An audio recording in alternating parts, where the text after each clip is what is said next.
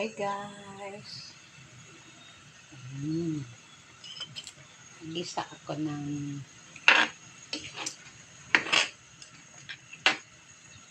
chicken para ihalo natin sa gulay.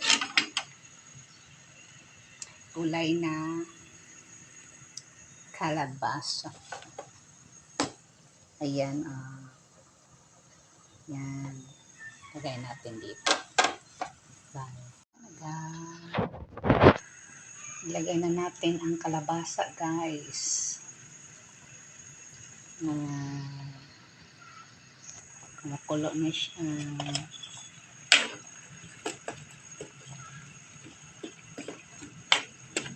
Para masustansya ang pagkain ng mga kids. Gawa tayo ng gulay.